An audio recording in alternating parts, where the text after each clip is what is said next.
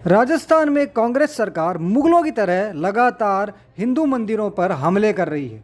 आप सबको पता होगा, हाल ही में 300 साल पुराने मंदिर को अलवर में तोड़ा गया अतिक्रमण बताते हुए। यानी जिस समय ये पार्टी पैदा भी नहीं हुई थी, ये देश आज़ाद भी नहीं हुआ था, उससे पहले से कई वर्षों पहले से वो मंदिर था जिसको इन्होंने अतिक्रमण बता के तोड़ दिया।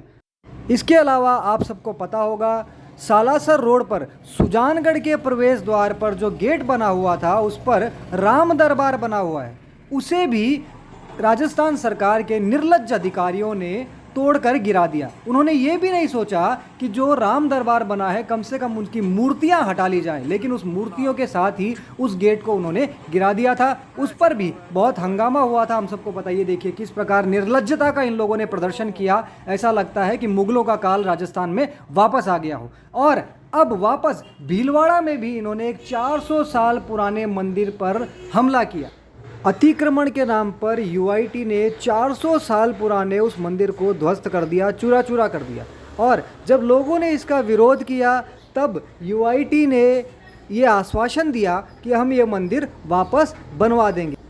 बड़ा प्रश्न ये है कि सरकार और प्रशासन को मंदिर तोड़ने में जरा भी हिचकिचाहट नहीं होती, लेकिन हमारे देश में वहीं भीलवाड़ा में जहां ये मंदिर तोड़ा उसके आसपास भी कई सारी चादर बिछा के मज़ारें तैयार कर दी गई, जिन्हें तोड़ने में इन्हें पसीने आ जाते हैं। कब्रिस्तानों को तोड़ने में इन्हें पसीने आ जाते हैं, जिन्होंने खूब सारी ज़मीन को हथिया रखा है, अतिक्रमण कर रखा है। लेकिन मंदिरों को जो 400 साढ़े 400 साल पुराने हैं, तब भारत आज़ाद भी नहीं था और कांग्रेस पैदा भी नहीं हुई थी, उन मंदिरों को तोड़ने में इन्हें कोई तकलीफ नहीं होती। बिल्कुल साफ साफ बात यही है कि सरकारें और प्रशासन हमारे मंदिरों को तोड़ने में बिल्कुल हिचकिचाते नहीं, क्योंकि हम शांति से इनके हर अतिक्रमण को, इनके हर गलत कदम को सहन कर लेते हैं। लेकिन अब जनता जाग चुकी है, इनके गलत निर्णयों को बिल्कुल भी स्वीकार नहीं किया जाएगा। जिस प्रकार आज भीलवाड़ा के यूआईटी ने आश्वासन दिया है कि पुनः मंदिर बनाया जाएगा,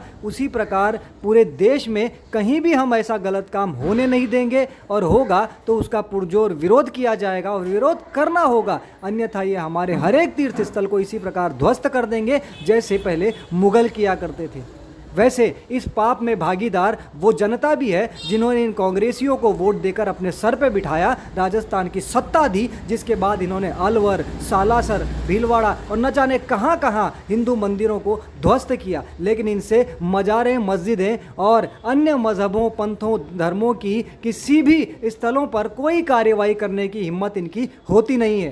तो कहने की बात सिर्फ इतनी सी है कि हिंदुओं को जागना होगा, संगठित होना होगा और अपने धर्म तथा धर्म स्थलों की रक्षा करनी होगी, और ऐसे लोगों को सत्ता देने से परहेज करना होगा जो हिंदू विरोधी हैं, जो धूर हिंदू विरोधी हैं, हमारे धर्म से ईर्ष्या करते हैं, नफरत करते हैं, और उनकी सोच यही है कि किसी भी प्रकार इन हिंदुओं को ख़त्म कर दिया जाए, इनके धार्मिक स्थलों को ख़त्म कर दिया जाए, इनके किताबों को ख़त्म कर दिया जाए, इनके धर्म को ख़त्म कर दिया जाए और इनको बर्बाद कर दिया जाए। और ऐसा होता आया है पिछले 70 सालों से। बॉलीवुड में हिंदू धर्म को बदनाम किया गया और उसी कांग्रेस सरकार की शह में यह सब किया गया।